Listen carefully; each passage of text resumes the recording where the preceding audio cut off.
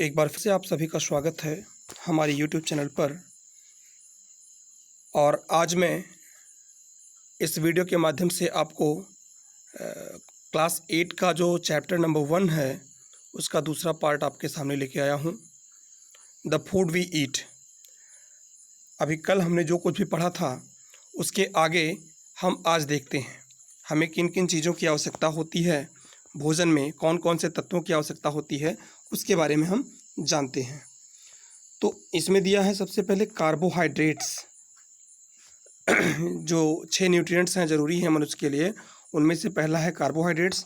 लिखा most energy in our food, हमारे भोजन में सबसे अधिक एनर्जी, ये क्या कह रहा है, मोस्ट एनर्जी, सबसे अधिक एनर्जी कम्स फ्रॉम कार्बोहाइड्रेट्स, वो कार्बोहाइड्रेट से आता है। यानी जो भी हमारे अंदर शक्ति होती है, जो ऊर्जा में प्राप्त होती है, उसमें सबसे अधिक ऊर्जा हमें कार्बोहाइड्रेट से मिलता है।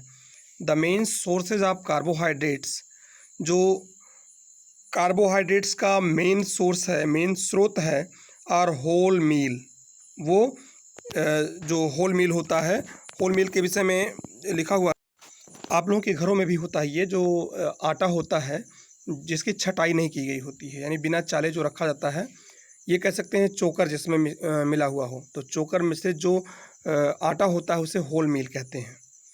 ब्रेड यानी कि रोटी, पीज़ इसे मटर को कहते हैं, बीन्स ये सब्जी है, पोटैटोज़ आलू, एंड फ्रूट और फलों में। यानी कहने का मतलब ये है कि कार्बोहाइड्रेट का जो मेन स्रोत है उसमें अनछटा आटा, वो अनछटे आटे में, ब्रेड में, मटर में, पीज़ वाले मटर में, बीन्स में,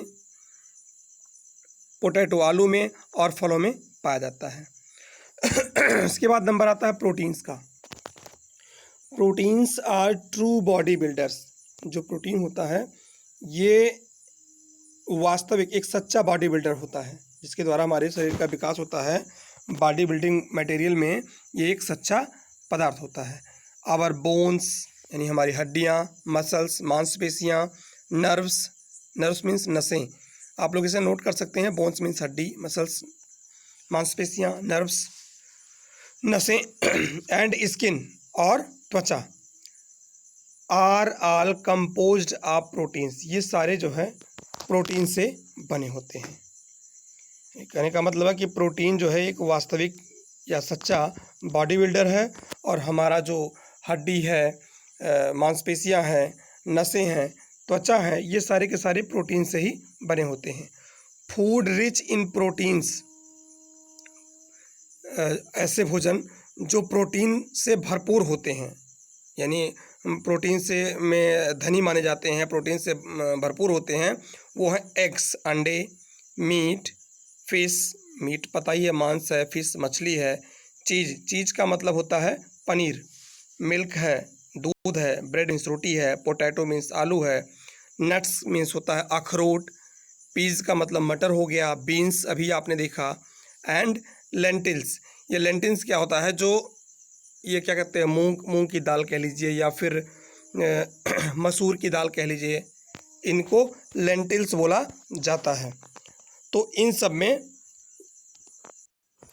प्रोटीन अधिक मात्रा में पाया जाता है। यानी कि जो प्रोटीन से युक्त आपका पदार्थ है, भोजन वाला पदार्थ है, वो एग्स में, अंडे में, मीट में, फिश में, चीज़ पनीर में, मिल्क में, ब्रेड में, पोटैटो में, नट्स में, पीज़ में, बीन्स में और लेंटिल्स, जिसका मतलब मैंने भी बताया मसूर, इन सब में अधिक मात्रा में पाया जाता है।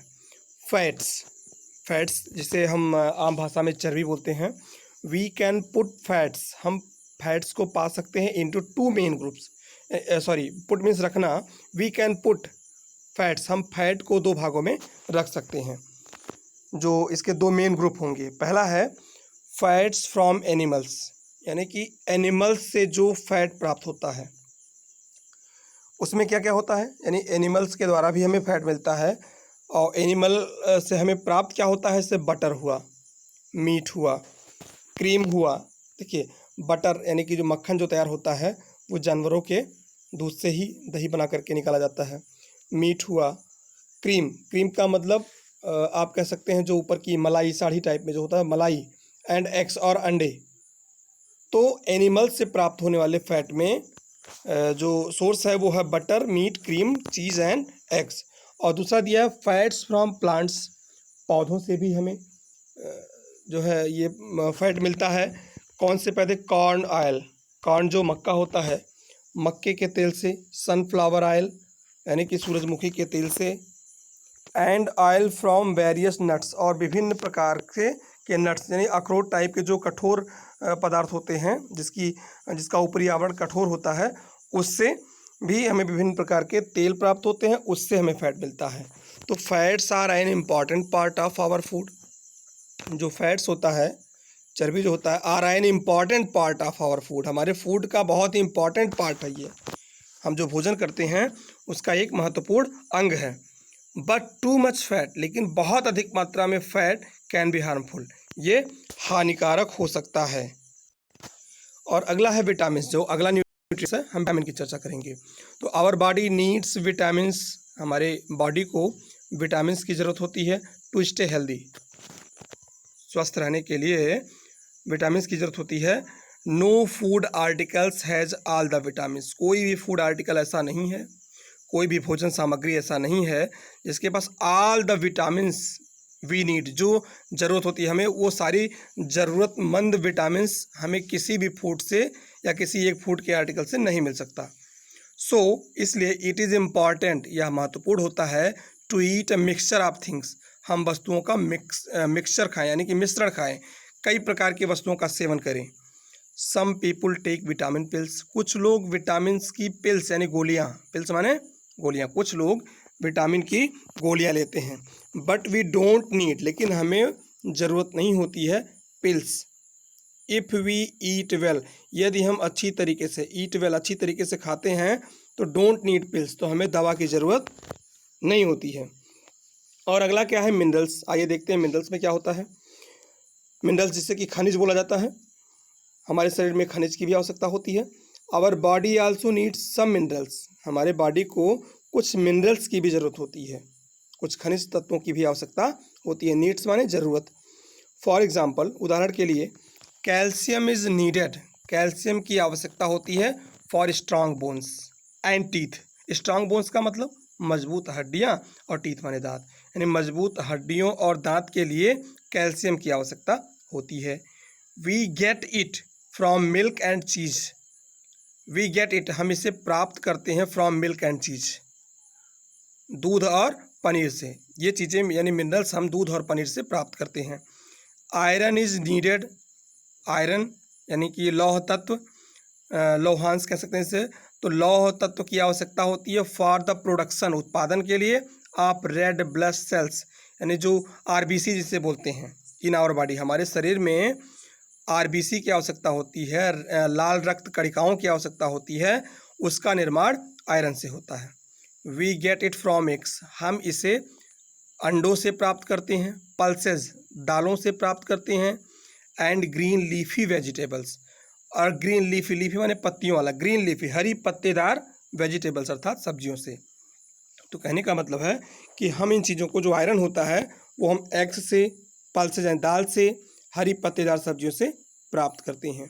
There are many other minerals, और भी कई सारी खनिज तत्व हैं, दैट आवर बॉडी नीड्स, जो हमारी बॉडी को आवश्यक होती हैं, हमारी बॉडी के लिए ज़रूरी होती हैं।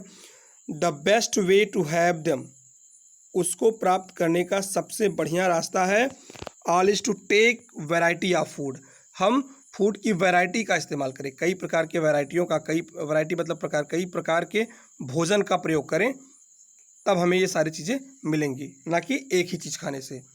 अब इसके बाद वाटर, बहुत से लोग जानते हैं, ये जीके में भी आता है, तो न्यूट्रिएंट्स में वाटर भी ज़रूरी होता है, ज़रूरी नहीं कि विटामिन में कैल्शियम, कार्बोहाइड्रेट, फैट ये सारे पर्याप्त होते हैं, वाटर भी न्यूट्रिएंट्स का ही पार्ट होता है, जो अत्यंत उपयोगी होता है मानव शरीर के लिए, या मानव के जिंदा रहने के लिए, उसे स्वस्थ बनाए रखने के लिए। तो वाटर में देखते हैं, 2/3 ऑफ द वेट, वेट का 2/3 यानी 2/3 भाग, हमारा जो भी वज़न है, हमारे वज़न का 2/3 भाग इज़ वाटर, ये पानी होता है। प्रत्येक व्यक्ति के शरीर का 2/3 भाग पानी होता है। मच ऑफ इट, इसमें से अधिकतर, इज कॉन्स्टेंटली, लगातार, कॉन्स्टेंटली माने लगातार, लॉस्ट, ख़त्म, लॉस्ट का मतलब खो देना, यानी कि लगातार इसमें से ये ख़त्म होता रहता है। इन फ्रॉम यूरिन, यूरिन का मतलब पेशाब, इसे मूत्र बोलते हैं। तो ये पेशाब के माध्यम से निकला करता है। स्वेट, स्वेट माने पसीना, पसीना के माध्यम से निकलता है। And the breath out air, और सांस लेते हैं, जब हम सांस लेते हैं तो उस समय हमारे श्वास में जो हवा बाहर निकलती है। जब भी हम सांस छोड़ते हैं, लेते हैं और छोड़ते हैं, तो छोड़ने के दौरान जो हवा निकलता है उसमें कुछ ना कुछ नमी होती है, और इस नमी का एहसास वास्तव में गर्मियों में तो कम हो ही नहीं पाता है, लेकिन ठंडी में आप जब भी आपके मुख से भाप निकलता है तो आप देख पाते हैं कुछ ना कुछ मुँह से निकल रहा है, तो वो दिखाई पड़ता है। तो इस प्रकार से ये कह रहा है कि मच ऑफ इट, इसमें से अधिकतर जो हमारे शरीर का जो पानी वाला भाग है वो अधिकतर लगातार यूरिन के माध्यम से, पसीने के माध्यम से और सांस लेने पर, सांस छोड़ने पर हवाओं के माध्यम से ये ख़त्म होता रहता है। वी शुड ड्रिंक, हमें शुड माने चाहिए, ड्रिंक हमें पीना चाहिए about 2 litres of water, 2 litre पानी ए डे, एक दिन में, यानी हमें एक दिन में 2 लीटर पानी, वैसे 2 लीटर पानी पर्याप्त नहीं होता है, और भी अधिक पानी की आवश्यकता होती है, लेकिन आप ये जान के जो लिखा हुआ है 2 लीटर पानी की आवश्यकता होती है। बहुत से लोग 2 लीटर भी नहीं कंप्लीट कर पाते हैं। तो green salad has in it 9/10 of water, जो ग्रीन सलाद यानी हरा सलाद जो होता है उसमें 9/10 ऑफ वाटर, पानी का ये जो बता रहा है 9/10 भाग मिलता है, ठीक है ना। तो 9/10 भाग पानी का सलाद में भी पानी होता है। चलिए आइए फाइबर पे चलते हैं, फाइबर के विषय में देखते हैं। फाइबर क्या होता है? फाइबर मीन्स होता है रेशा, शरीर में रेशे की भी आवश्यकता होती है। Fibre is also known as roughage. देखिए फाइबर और रफेज को हम एक ही मान सकते हैं, और रुक्षांश बोलते हैं रफेज को। Fibre is also known as roughage, fibre भी रफेज के नाम से ही जाना जाता है, यानी रुक्षांश बोलते हैं उसे, इसका हिंदी अर्थ है। और fibre is not a nutrient, fibre nutrient नहीं है, वास्तव में जो रेशा होता है वो नहीं है, पौष्टिक तत्व नहीं है, बट इट हेल्प्स, लेकिन ये सहायता करता है द डाइजेस्टिव सिस्टम, जो डाइजेस्टिव सिस्टम मतलब पाचन तंत्र, यानी पाचन तंत्र में ये सहायता करता है।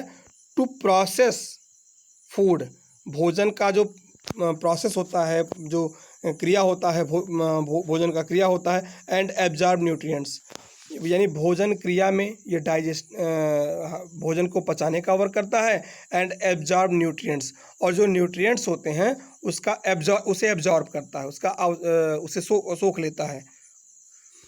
It helps to grip the food, food जो होता है, ये जो फूड को ग्रिप करने में, ग्रिप का मतलब पकड़ लेना, ठीक है ना, शरीर के अंदर जो भोजन होता है वो ग्रिप करता है, तो ये it helps grip the food, या भोजन को ग्रिप करने में भी सहायता करता है। Well as it passes through our intestine, intestines का मतलब होता है आंत, जब यह हमारे आंत के पास से गुजरता है तो उसकी ग्रिपिंग करता है, उसे कैच करने का प्रयास करता है।